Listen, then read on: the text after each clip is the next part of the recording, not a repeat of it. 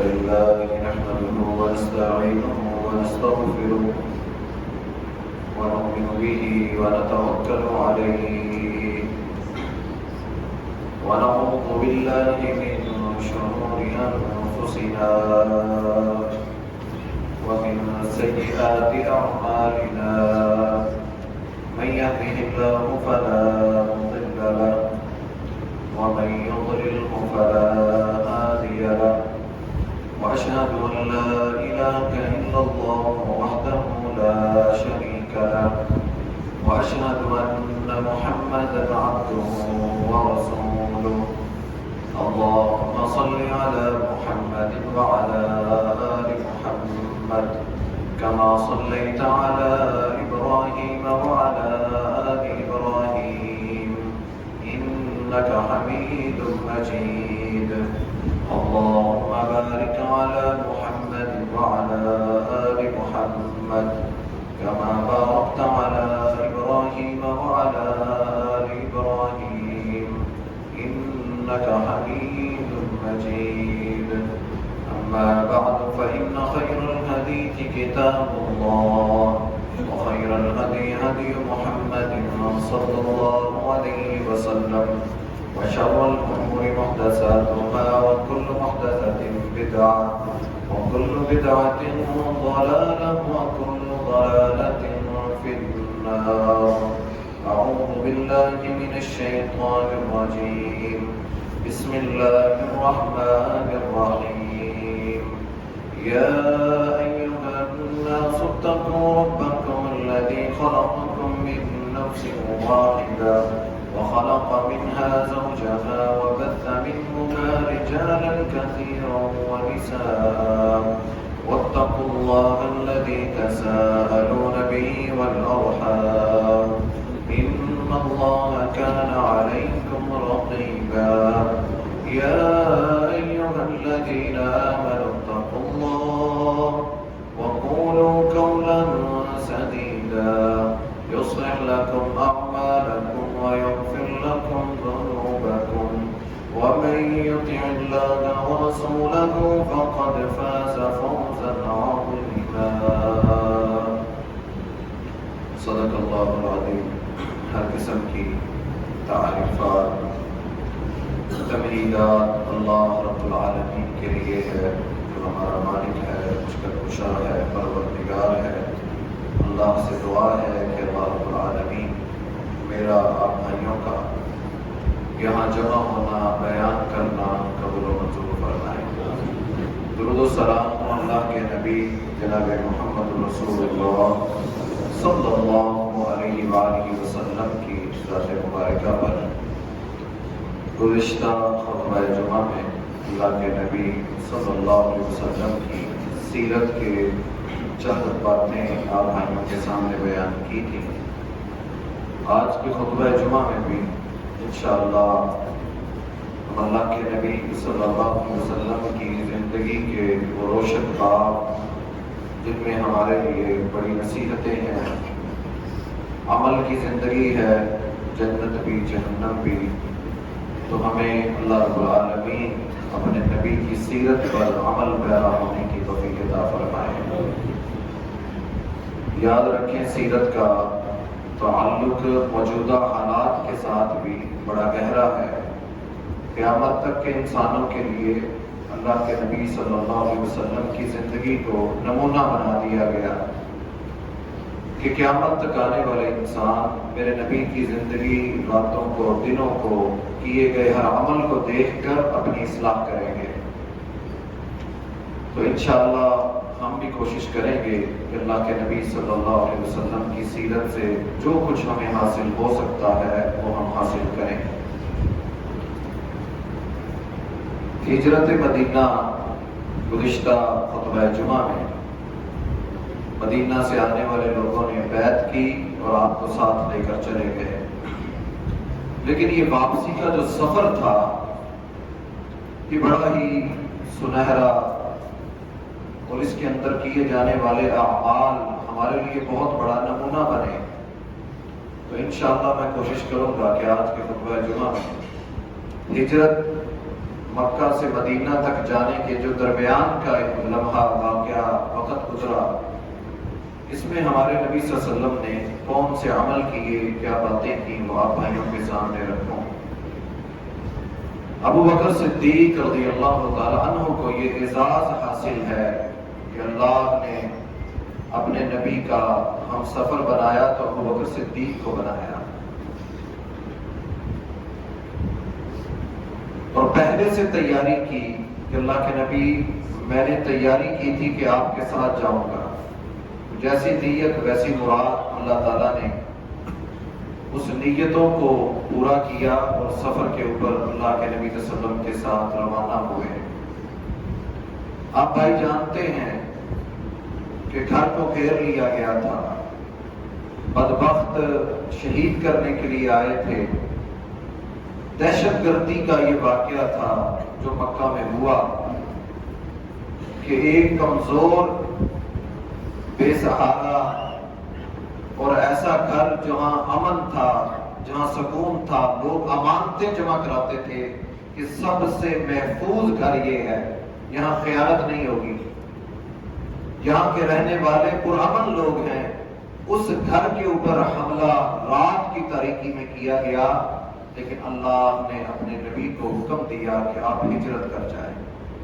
تو رات کی تاریکی میں اللہ کے نبی صلی اللہ علیہ وسلم نے مکہ کو چھوڑا، اور چھوڑتے ہوئے دکھ بھرے الفاظ کہے، اے مکہ تجھے چھوڑنا نہیں چاہتا تھا، یہاں سے جانا نہیں چاہتا تھا، لیکن یہاں کے رہنے والوں نے مجھے یہاں رہنے نہ دیا۔ تو آنکھیں بھیگی ہوئی لے کر اللہ کے نبی صلی اللہ علیہ وسلم نے مکہ کو چھوڑا، لیکن آپ یہ بھی جانتے تھے کہ اہل مکہ پیچھا کریں گے، ڈھونڈیں گے، مقابلہ کریں گے۔ تو اگر مدینہ کا راستہ شمال کی طرف تھا تو اللہ کے نبی صلی اللہ علیہ وسلم جنوب کی طرف نکلے تاکہ شک پیدا نہ ہو کہ کہاں گئے ہیں۔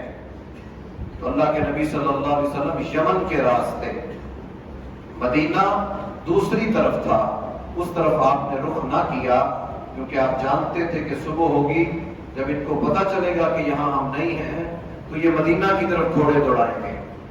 تو آپ یمن کی طرف، جنوب کی طرف آپ نے سفر شروع کیا۔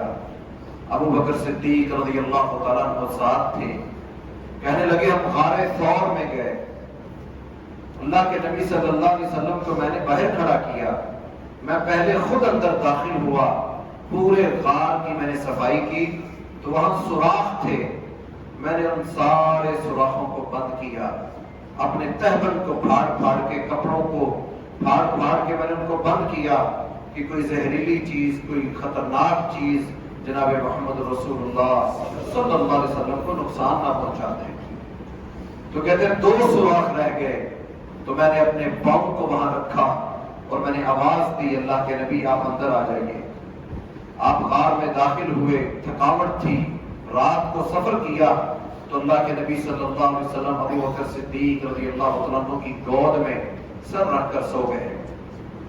عجیب منظر ہوگا وہ، اللہ رب العالمین کے یہ 2 بندے مکہ والوں کے ظلم و ستم سے بچتے ہوئے رات کی تاریکیوں میں ہجرت کر رہے ہیں، اور میں اور آپ اگر اسلام پر عمل کریں، تھوڑی سی مشکلیں آ جائیں تو ہم کہاں کھڑے ہوتے ہیں؟ ہمیں اپنے گھر سے 1 دن 2 دن دور رہنا پڑے، اور یہاں واپسی کے کوئی وعدے نہیں ہے کہ ہم واپس مکہ آپ کو دے دیں گے، کوئی علم نہیں ہے کہ دوبارہ اپنے گھر لوٹیں گے یا نہیں لوٹیں گے، اپنے شہر آئیں گے یا نہیں آئیں گے۔ حضرت ابو بکر صدیق رضی اللہ تعالیٰ عنہ، بیوی بچے سب کچھ مکہ میں تھا، اللہ کے نبی صلی اللہ علیہ وسلم کے گھر والے بھی مکہ میں تھے، آپ کی بیٹیاں بھی مکہ میں تھیں، کوئی علم نہیں تھا کہ اب واپس دوبارہ مکہ ملے گا یا نہیں ملے گا۔ اللہ کا حکم مان کر کہ میرے رب کا حکم ہے، اللہ ہمیں کبھی ضائع نہیں کرے گا، تو یہ ہجرتوں کا سفر شروع کیا گیا۔ غار کے اندر اللہ کے نبی صلی اللہ علیہ وسلم نے آرام کیا، صبح ہوئی، مکہ والوں کو پتہ چلا تو حضرت علی رضی اللہ تعالیٰ عنہ گھر میں تھے، ان کو پکڑ کر گھسیٹ کر بیت اللہ میں لے گئے، باندھ دیا، کہا بتاؤ کہاں ہے؟ پتا تھا جواب تو ملے گا نہیں۔ اسماء رضی اللہ تعالی عنہا کے پاس گئے، تھپڑ لگایا، بتاؤ تمہارے ابا ابو بکر کہاں ہیں؟ جب ان کو کہیں سے کوئی جواب نہ ملا تو انہوں نے فوراً میٹنگ بلائی اور اعلان کر دیا زندہ یا مردہ دونوں میں سے کسی ایک کو بھی کوئی لے آئے تو 100 سرخ اونٹ ہم اس کو انعام دیں گے۔ وہ لوگ، ان کے لیے یہ بہت بڑا انعام تھا، کروڑوں اربوں مالیت کا یہ انعام تھا کہ ہم ساری جمع پونجی اپنی ان 2 لوگوں پر نچھاور کر دیں گے، جو لے کر آئے گا ہم اس کو تحفہ اور انعام دیں گے۔ ہر شخص نے گھوڑے دوڑا دیے مدینہ کی طرف کہ راستے میں ہمیں مل جائیں، اور کچھ لوگ جنوب کی طرف آئے تو ابو بکر صدیق رضی اللہ تعالیٰ عنہ کہنے لگے اللہ کے نبی اگر یہ لوگ اپنے پاؤں دیکھ لیں، خار کا ایک دہانہ ہوتا ہے، تو کہا اللہ کے نبی اگر یہ اپنے پاؤں کی طرف دیکھ لیں یعنی جھک جائیں تو ہم ان کو نظر آ جائیں گے، یہ ہمارے سروں پر آ چکے ہیں۔ تو اللہ کے نبی صلی اللہ علیہ وسلم نے اس موقع پر کتنا بڑا حوصلہ دیا ابو بکر صدیق رضی اللہ عنہ، کہا ابو بکر اللہ ثالثہما، اللہ ہمارے ساتھ تیسرا ہے، تم اور میں تو 2 ہے، ہمارے ساتھ تیسرا اللہ کی ذات ہے، وہ رب العالمین جس کے لیے یہ سفر شروع کیا، مشکلیں مصیبتیں اور گھر بار چھوڑا، اللہ رب العالمین ہمارے ساتھ ہے، ہمیں ضائع نہیں کرے گا۔ وہ آئے، وہ ڈھونڈتے ہوئے واپس چلے گئے۔ یہ بھی قصہ موجود ہے، پاؤں پر ایک سانپ نے یا کسی زہریلی چیز نے ڈسا تو آنسو ابو بکر صدیق رضی اللہ عنہ کے نکل آئے، لیکن اللہ کے نبی کو نہیں اٹھایا۔ آنسو گرے تو آپ نے پوچھا ابو بکر کیا ہوا؟ کہ اللہ کے نبی معلوم ہوتا ہے صلی اللہ علیہ وسلم کہ کوئی زہریلی چیز نے کاٹا ہے، آپ نے اپنا لعاب وہاں لگایا تو اللہ تعالیٰ نے شفا عطا کر دی۔ تو یہ سفر ہجرتوں کا سفر شروع ہوا۔ اللہ کے نبی صلی اللہ علیہ وسلم نے غار سے نکلے 3 دنوں کے بعد 3 دن وہاں رکے۔ خبریں، ابو بکر صدیق رضی اللہ عنہ کا بیٹا کچھ جاسوسی کا کام کرتا تھا، مکہ کی خبریں لا لا کر یہاں بتاتا تھا۔ رات کی تاریکی میں آتا، عامر بن فہیرہ جو غلام تھا وہ بکریاں چراتے ہوئے آتا اور دودھ وہاں دے کر چلا جاتا، اور یہ اسی طرح 3 دن جناب محمد رسول اللہ صلی اللہ علیہ وسلم نے غار ثور میں گزارے۔ پھر اللہ کا حکم ہوا وہاں سے نکلے مدینہ کی طرف، لیکن جانا تھا، راستہ ان تھا کہ وہاں لوگ بیٹھے ہوں گے، پھر دریا کا راستہ اوپر سے گھوم کر، عام راستہ جو تھا اس سے ہٹ کر دریا کا راستہ لیا گیا جو لمبا بھی تھا اور کسی کو اس کے بارے میں علم بھی نہ تھا۔ تو اللہ کے نبی صلی اللہ علیہ وسلم نے 8 دن 9 دن 10 دنوں تک یہ سفر طے کیا، اور آپ مسجد قباء، جہاں آج مسجد قباء ہے، جہاں جا کر لوگ نماز ادا کرتے ہیں، اللہ کے نبی صلی اللہ علیہ وسلم 8 ربیع الاول کو، یکم ہجری 8 ربیع الاول کو اللہ کے نبی صلی اللہ علیہ وسلم نے وہاں قیام کیا، وہاں رکے جا کر، اور وہاں جا کر رکے تو وہ سارے مسلمان تھے۔ اور یہاں سے آج کا خطبہ ہمارے لیے بڑا ہی اہم ہے۔ راستے میں ام معبد کا خیمہ آیا، یہ بھی ایک واقعہ ہے، سراقہ بن مالک کا قصہ ہے کہ وہ بھی قریب آیا، یہ معروف قصے، لیکن ہم اپنے اصل مقصد کی طرف کہ جو سیرت میں ہمارے لیے ایک بہترین سبق اللہ کے نبی صلی اللہ علیہ وسلم کی زندگی کا ہے۔ آپ قباء کے مقام پر پہنچے۔ اب یہ قباء بستی کا نام تھا، بلند جگہ، عالیہ جگہ۔ اللہ کے نبی صلی اللہ علیہ وسلم وہاں مسلمانوں کے قریب رکے، مدینہ تھوڑا ہی دور تھا، 5 کلومیٹر کا سفر رہ گیا تھا۔ تو اللہ کے نبی صلی اللہ علیہ وسلم نے مسلمانوں کو جمع کیا، تو آپ نے سب سے پہلا جو کام وہاں پر کیا، آپ نے فرمایا یہاں ہم مسلمانوں کی مسجد بنائیں گے، مسجد قباء بنائیں گے۔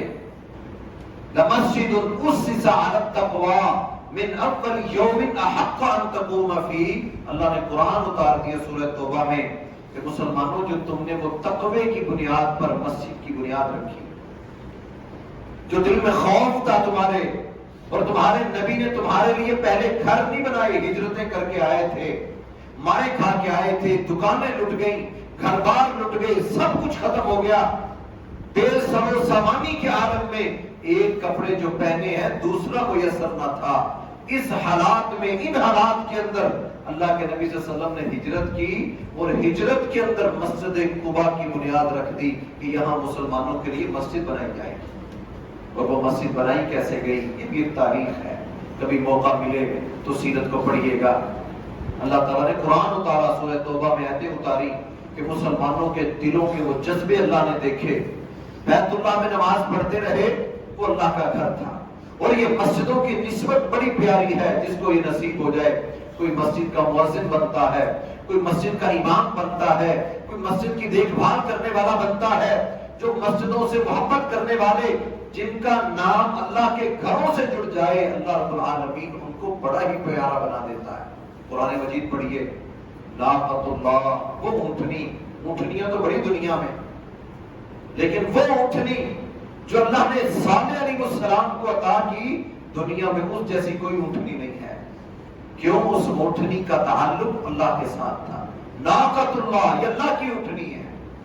بیت اللہ، گھر تو بڑے ہیں دنیا میں، مسجد اقصی ہے، مسجد نبوی ہے، لیکن جو بیت اللہ کو مقام اور مرتبہ حاصل ہے وہ کسی اور کو حاصل نہیں ہے۔ کیوں؟ اس کا تعلق اللہ کے ساتھ جڑ چکا۔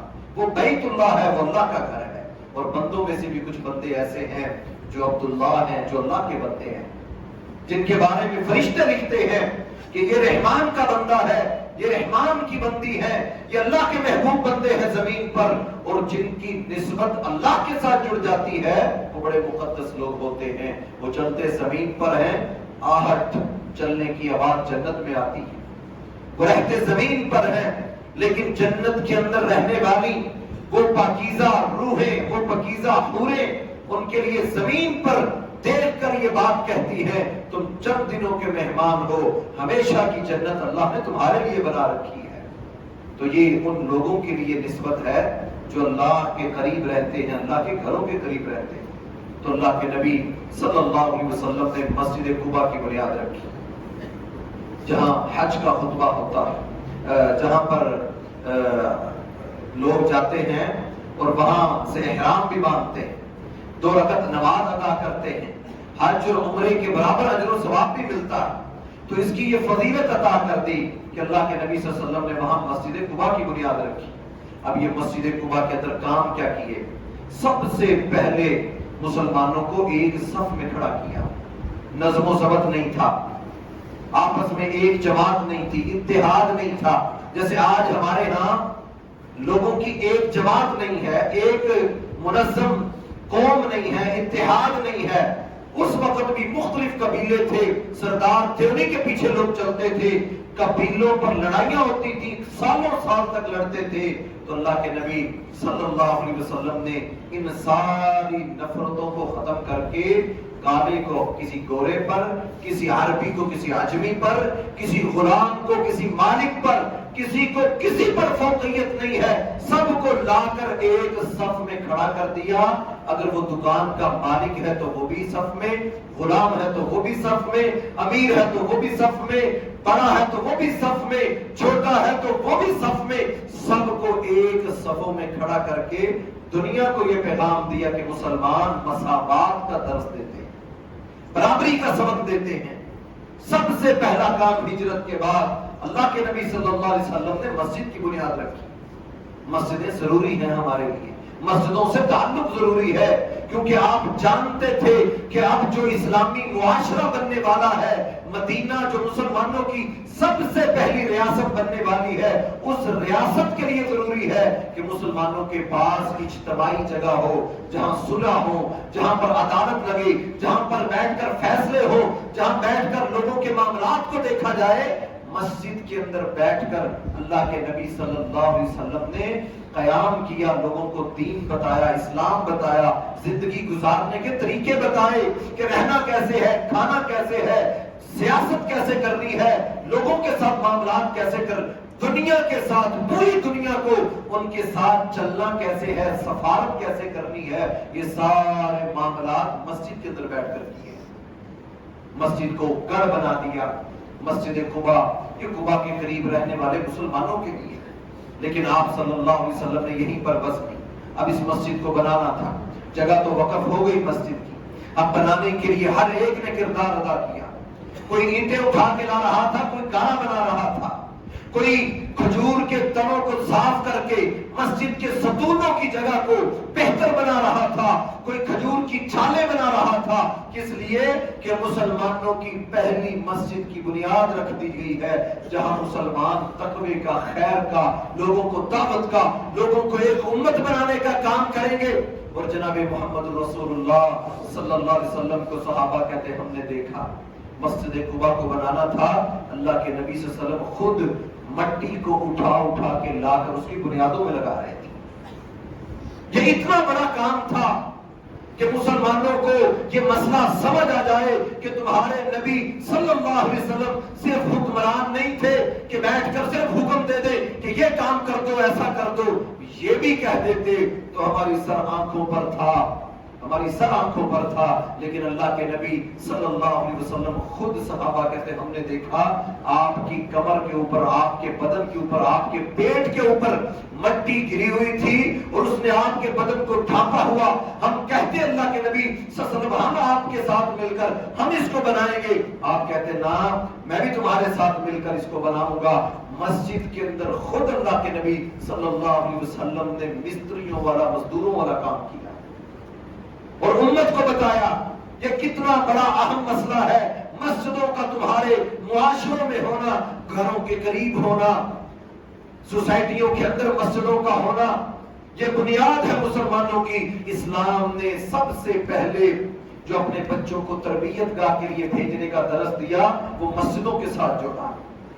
مسجد قباء کی بنیاد رکھی اور اسی مسجد میں عبداللہ بن رواحہ رضی اللہ تعالیٰ عنہ شعر پڑھتے تھے.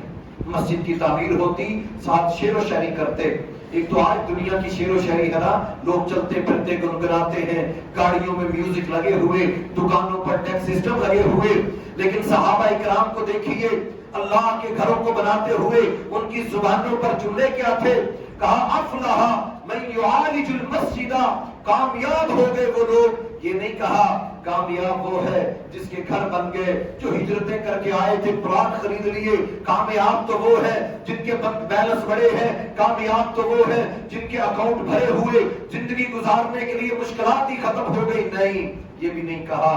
کہا کامیاب ہو گئے وہ افلح من یعالج المسجد، کامیاب ہیں وہ جنہوں نے اللہ کے گھروں کو آباد کیا، اللہ کے گھروں کو تعمیر کیا. پھر عبداللہ بن رواحہ یہ شعر اپنی زبان سے کہتے کامیاب ہے وہ جو اللہ کے گھروں میں صبح اور شام قائدن او قائمن، جو قیام کرتے ہیں، جو اللہ کے گھروں میں آ کر بیٹھتے ہیں. کہا کامیاب ہے وہ لوگ. پہلی مسجد بنی عبداللہ بن رواحہ لوگوں کو کہتے ہیں ولا یبیت اللیل، وہ کامیاب نہیں ہے جس نے رات سو کر گزار دی. اب اللہ کا گھر بن گیا، مسجد بن گئی، اللہ کے نبی نے بنیاد رکھ دی. کہا ولا یبیت اللیل، اب کامیاب وہ نہیں ہے جس نے راتوں کو سو کر بسر کر لیا. کہا کامیاب کون ہے؟ جس نے اللہ کے گھروں کو آباد کر دیا، وہ کامیاب. ہجرتیں کر کے آئے، مارے کھا کے آئے. آج ہماری پریشانیاں ڈالروں کا، مارکیٹوں کا، لیکن آج ہم میں کتنے لوگوں کا اللہ کے گھر سے تعلق ہے؟ کتنا ہمارا دل اللہ کے گھر میں لگتا ہے؟ ہمارے سجدے، ہماری نمازیں آوازاریوں والی، جلدیوں والی، وہ محبتوں والے سجدے، وہ قیام، وہ رکوع، وہ سجدے، وہ مسجدوں کے ماحول جو ہمیں اللہ کے قریب کرتے تھے. آج وہ مسجدیں، وہ عبادت، وہ خشوع خضوع، اللہ کی رضا کے لیے سجدے، وہ اللہ کی محبت میں اللہ کو قریب کرنے والے سجدے، وہ آج نظر نہیں آتے. آؤ دیکھو، ہجرتیں کرنے والے، مارے کھانے والے، ظلم و ستم سہنے والوں نے سب سے پہلے اللہ کا گھر جب بنایا، اللہ نے ان کو ایک ملک عطا کر دیا، مدینہ دے دیا. تو اب انہوں نے یہاں پر بس نہیں کی. اللہ کے نبی صلی اللہ علیہ وسلم مدینہ چلے گئے، مدینہ والوں نے شاندار استقبال کیا. بچیوں نے ترانے پڑے طلع البدر علینا، کہ آج تو چاند نکل آیا، روشن سورج نمودار ہو گیا، آج تو ساری تاریکیاں مٹ گئیں. ہمارے کیا کہنے کہ ہمارے پاس اللہ کے نبی تشریف لائے. مدینہ والوں نے بہترین استقبال، روزانہ چھتوں پر آ جاتے، دور دور در دیکھتے کوئی نظر تو نہیں آ رہا، تو روزانہ استقبال کرتے. اللہ کے نبی مدینہ میں آئے، آپ آ کر ٹھہرے، اور مدینہ میں آ کر بھی اللہ کے نبی صلی اللہ علیہ وسلم نے یہ نہیں کہا آرام کر لیں، بڑی لمبے سفر کر کے آئے ہیں تو اب تو ہمیں کچھ آرام ملنا چاہیے، لاؤ جی کون کون ہجرت کر کے آیا ان کا ریکارڈ لاؤ، اور ان کو ایسے سے نہیں، آپ کو پتا تھا کہ اگر ہم نے امت بنانی ہے، اگر لوگوں کو خیر پر فتنوں سے بچانا ہے، لوگوں کو جمع کرنا ہے، تو یاد رکھیے آج کے دور میں بھی کوئی سیاسی جماعتیں ایک پلیٹ فارم پر اتحاد پر آپ کو اکٹھا نہیں کریں گی۔ ہماری بنیاد کل بھی مسجد تھی، آج بھی مسجد ہے، آج بھی ہم اگر اللہ کے گھروں سے جڑ جائیں، فرقہ واریت کی لعنت سے بچ جائیں، اتحاد اور اتفاق میں آئے۔ 70 سال ہم نے اس ملک کے اندر فرقہ واریت کے اندر ہم نے گزارے، وہ تیری مسجد، وہ میری مسجد، میں اس کے پیچھے نماز نہیں پڑھتا، میری اس کے پیچھے نہیں ہوتی، ہم نے ان چکروں کے اندر 70 سال برباد کر دیے۔ آج ہماری نوجوان نسل مسجدوں میں نظر نہیں آتی۔ آج ہمارے سکولوں کے ٹائم ٹیبل دیکھیے، یاد جمعہ ہے 12 بجے کے بعد چھٹی ہوتی ہے، بچوں کا سکول سے نکل کر گھر تک جانا، کپڑے چینج کرنا، باپ کا ان کو سکول سے لینا، وہ کس وقت مسجد میں آئیں گے؟ ماحول کب بنے گا؟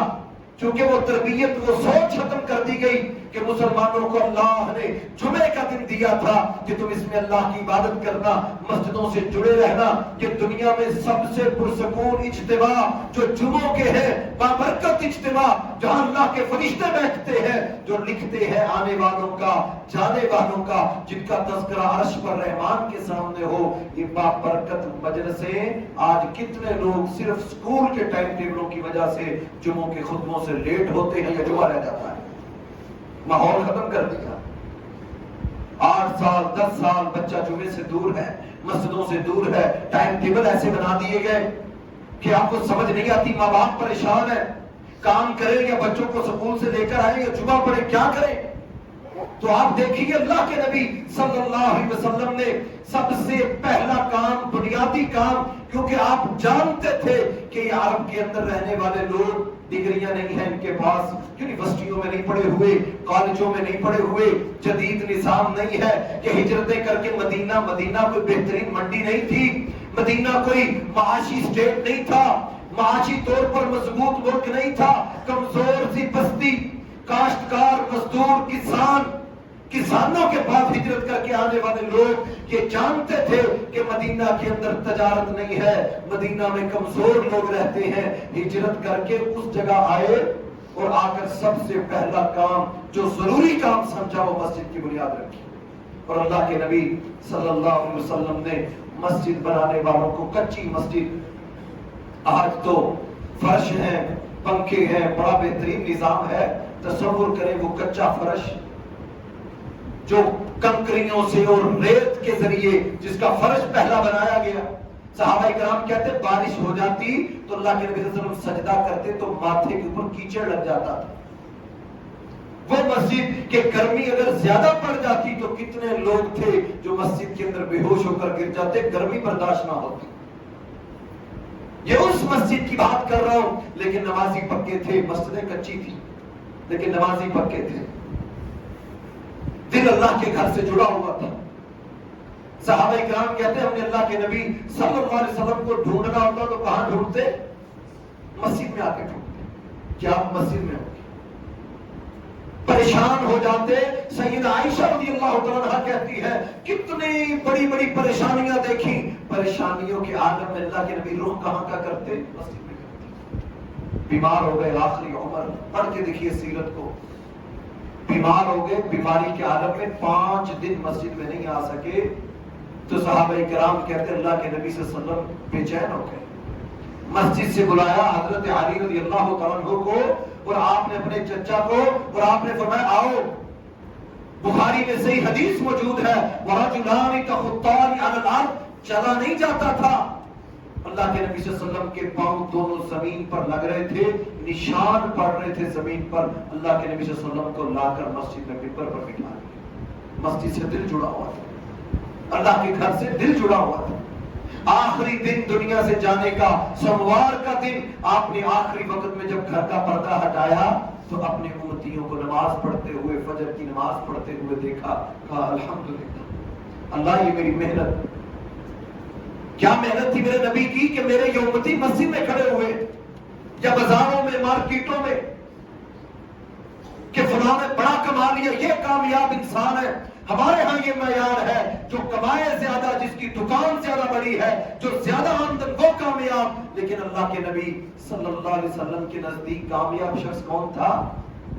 جو مسجد میں پہلی صف میں ہوتا تھا، جو پہلی صفوں میں آ کے بیٹھتے تھے وہ کامیاب ہوتے تھے. وہ لڑتے تھے جھگڑتے تھے اس بات پر نہیں کہ یہ گاڑی کی پارکنگ میری تھی یا جگہ میری تھی. وہ کس بات پر لڑتے تھے کہ آج پہلے مجھے پہلی صف میں بیٹھنا ہے. نبی علیہ السلام نے شور سنا، آپ نے فرمایا پرچیاں ڈال لیا کرو، جس کا نام نکلے وہ بیٹھ جائے گا. وہ اس بات پر جھگڑتے تھے. راتوں کو لمبے لمبے، یہ ہم جو رمضان میں تراویح پڑھتے ہیں، یہ تراویح کا قیام اللہ کے نبی صلی اللہ علیہ وسلم نے قیام پہلے دن شروع کیا، ایک شخص ساتھ کھڑا ہوا، دوسرے دن قیام کیا، تیسرے دن قیام کیا تو مسجد بھر گئی لوگوں سے. ہم ٹائم دیکھتے ہیں ہم نے کب آنا ہے کب جانا ہے، اور ان کی کوشش ہوتی تھی زیادہ وقت اللہ کے گھر میں گزر جائے. باہر تو فتنے، باہر تو دنیا داری ہے، چلے تو جانا ہے. وہ زیادہ کوشش کرتے تھے کہ زیادہ گھر اللہ کے گھر میں گزر جائے. یہ اللہ کے گھر ہے، بیت اللہ یہ اللہ کے گھر ہے. جو اس گھروں کی طرف آتے ہیں قیامت کا دن ہوگا، بشر المشائین فی الظلم الی المساجد بالنور التام یوم القیامہ. اللہ نے کہا ان کو نور کے ممبروں پر بٹھائے گا اللہ، جو دنیا کے اندر دن اور رات، فجر مغرب اور عشاء، اندھیروں کی نمازوں کو دکانیں چھوڑ کر گھر چھوڑ کر اللہ کے گھروں کی طرف چل کر آتے ہیں. قیامت کے دن اللہ ان کو نور کے ممبروں پر بٹھائے گا. ابھی کوئی قانون نافذ نہیں ہوا، یہ ذہن میں رکھیے. یہ سیرت ہم سن رہے ہیں، کوئی قانون نافذ نہیں ہوا. نمازیں فرض نہیں ہوئی، زکوٰۃ فرض نہیں ہوئی ابھی، لیکن مسجد کی بنیاد پہلے رکھ دی. احکام بعد میں نازل ہوئے، حرام اور حلال بعد میں نازل ہوا. مسجد کی بنیاد پہلے رکھی، ایک صف میں کھڑا کیا کہ دیکھو نظم و ضبط ضروری ہے. تم اسی طرح نہیں ہو دنیا میں. آپ دیکھ لیں، ہماری کم بختی دیکھ لیں کہ ہمیں اتوار کا دن دے دیا گیا. مارکیٹوں میں سناٹا ہوتا ہے، جائیے جا کر دنیا کو پڑھیے. ہم اپنی بات نہیں کرتے. جنہوں نے یہ اتوار جن کو دیا گیا تھا، یہ ان کا مذہبی تہوار کا دن ہے. ہمارا مذہبی تہوار جمعے کا دن ہے. جن کو اتوار دیا گیا وہ تنگ آ چکے. بے رونق دن، سارا دن سو کر مارکیٹیں سنسان. اور اللہ نے ہمیں کیسا نظام دیا کہ مسلمان یہ فضول پیدا نہیں کیا گیا. اس کی زندگی با مقصد ہے، بے مقصد نہیں ہے. صرف جمعے کے وقت کہا کہ جمعے کے دن تمہیں روکا گیا ہے، آزان ہو جائے ہر قسم کا کاروبار تمہارے لیے اب جائز نہیں ہے. وہ آمدن حلال نہیں ہے جو جمعے کے وقت دوران میں کی جائے. سورہ جمعہ ہے، اللہ نے صاف کہا جمعے کی اذان ہو جائے تب سب کچھ چھوڑ دو، اللہ کے گھروں کی طرف چل پڑو. یہ مخصوص وقت، گھنٹہ ڈیڑھ گھنٹے کا وقت، صرف اس میں دوبارہ تم اس کے بعد اللہ کا ذکر تلاش کرو، تم اللہ کا فضل تلاش کرو، اللہ تمہیں رزق دے گا. پورا دن چھٹی کا، اس دن نہ نمازیں ہیں نہ کوئی نیکی کا کام ہے. چھٹی تو تھی اس لیے کہ عیسائیوں نے کہا تھا اتوار دے دو، ہم اس دن اللہ کی عبادت کریں گے. اتوار دے دو، ہم اللہ کو منائیں گے. انہوں نے اتوار چھٹی اس لیے مانگی، اور اللہ نے ہمیں جمعہ کس دن دیا کہ ہم جمعے کے دن اللہ کی عبادت کریں گے. ہفتے میں ایک دن جمع ہوں گے. آپ دیکھیے اٹلی کے اندر ایک فلم سٹار جو فاطمہ بن گئی، اللہ نے اس کی زندگی بدل دی. وہ کہنے لگی میں مصر میں گئی، مصر میں شوٹنگ کے لیے گئی، تو شوٹنگ کے دوران میری نظر ایک چھوٹے سے کمرے پر پڑی کہ یہ کمرہ بنا ہوا ہے، تو لوگ آ رہے ہیں، جوتے اتارتے ہیں، بڑے اچھے انداز سے بازو اوپر کرتے ہیں، وضو کرتے ہیں، مسجد میں چلے جاتے ہیں. اس نے تو کمرہ بولا کہ ایک کمرہ بنا ہوا تھا. میں نے لوگوں کو دیکھا مصر میں. میں فلم سٹار دنیا کی شوٹنگ کے لیے مصر گئی ہوئی، کہنے لگی کہ میں نے جب مسلمانوں کو دیکھا کہ یہ سارے جمع ہوتے ہیں، ایک جگہ آتے ہیں خاموشی کے ساتھ، ڈسپلن کے ساتھ، وضو کر جہاں بیٹھ کر مسلمان فیصلے کرتے تھے، وہ مسجد تھی، اللہ کا گھر تھا جہاں مسلمان بیٹھ کر دنیا میں نظام چلاتے تھے. وقت کے حکمرانوں کے خیمے مسجدوں میں لگا کرتے تھے. بڑے بڑے حکمران دنیا کی ساری دولتیں، ایران، روم اور یہ سارے हमारी पर्शियन अम्पायरों की ताकतें लाकर मस्जिद में रखते थे। बड़े बड़े बादशाहों के फैसले मस्जिदों में हुआ करते थे। ये मगरिब ने हमें नारा दिया, मुसलमानों का ये नारा नहीं था। मुसलमानों का ये नारा नहीं था कि पार्लियामेंट अलग है, मस्जिद अलग है। याद रखिए, ये नारा आज हमारी कौम में सरायत कर गया। हमारे बच्चे हमसे दूर हो गए, हमारी नौजवान नस्ल मस्जिदों से दूर हो गई, उनको सुकून नहीं आता। वो मस्जिद वालों को तशद्दुद वाला, मुतशद्दिद समझते हैं। बल्कि मुझे तो बड़ा ताज्जुब हुआ कि एक शख्स कहने लगा 5 नमाजें पढ़ते हैं। मैंने उसको देखा कि है तो मुसलमान, यानी उसका सवाल ये था कि आप 5 नमाजों वाले मुसलमान हैं, यानी जो 5 पढ़ता है वो बड़ा सख्त मुसलमान है, वो सख्त नफरत करने वाला, सख्त मुतशद्दिद, ये ज़हन दे दिया गया। आइए हम सीरतुन नबी सल्लल्लाहु अलैहि वसल्लम, ये रबीउल अव्वल का महीना, 8 रबीउल अव्वल को अल्लाह के नबी ने मस्जिद कुबा की बुनियाद रखी। मस्जिदों को बनाए, मस्जिदों से मोहब्बत करें, मस्जिदों से दिल लगाएं, अपने बच्चों को अल्लाह के घरों से जोड़ें, मस्जिदों के साथ जुड़ जाएं। ये मस्जिदें आपको दुनिया में भी और आखिरत में भी सुकून देगी। ये अल्लाह के घर हैं, ये अल्लाह के घर, फितनों से बचे हुए, आजमाइशों से बचे हुए। आप आइए यहाँ। हाँ, ये अल्लाह के घर बनाना जहाँ सवाब है, वहां पर ये भी ज़हन में रखें, मस्जिदों की जिम्मेदारियां बड़ी हैं। इनको इस्लामिक सेंटर बनाइए, इनके अंदर निजाम ऐसे बनाइए कि लोग अपनी जरूरत के लिए यहाँ आए, उनको पता हो हमारा मवाद, हमारी टेंशन का इलाज मस्जिद में है, हमारे हर मसले का हल अल्लाह के कुरान में है। ये माहौल देना, ये हमारी जिम्मेदारी है कि जिस इलाके में मस्जिद हो उसके इर्द गिर्द के लोगों की जिम्मेदारी है उस मस्जिद को आबाद करना, उस मस्जिद का ख्याल रखना, उस मस्जिद में वो माहौल बनाना कि लोग उस घर की तरफ लपके आए। तो मैं जो मस्जिदों को बनाते हैं, जो मस्जिदों को जोड़ते हैं, क़यामत के दिन अल्लाह के अर्श के साए में होंगे, ये रहमान उसको इज्जत देगा। फिर मैं जो अल्लाह के घर बनाते हैं दुनिया में, अल्लाह जन्नत में उनका घर बनाएगा। जो दुनिया में अल्लाह के घरों का ख्याल रखते हैं, फिर मैं उनके लिए ईमान की गवाही दे दो कि ये मोमिन बनते हैं।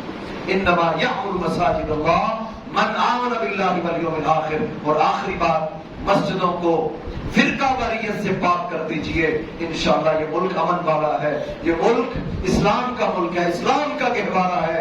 यहाँ पर हक बनता है कि कोई भी मस्जिद दुनिया में हो, पाकिस्तान में हो, जहाँ फिरका वारियत की हवा दी जाए, उसको रोका जाए, उसको बताया जाए। हम एक उम्मत तो बन जाए, लोगों को मस्जिद में तो ले आओ, बाद में उनको कोई तरीके बता दीजिएगा। लोग तो मस्जिद में नहीं आते, तो लोगों को अल्लाह के घरों से जोड़ना ये बहुत बड़ा काम है। तो अल्लाह रब्बुल आलमीन हमें अल्लाह के नबी सल्लल्लाहु अलैहि वसल्लम की जिंदगी का ये एक बाब, मस्जिदें बनाना, जो आपने हिजरत के बाद 2 मस्जिदें बनाई, एक मस्जिद नबी की बुनियाद रखी और दूसरा आपने मस्जिद कुबा की बुनियाद रखी। अल्लाह रब्बुल आलमीन मुझे और आप भाइयों को अमल की तौफीक अता फरमाए।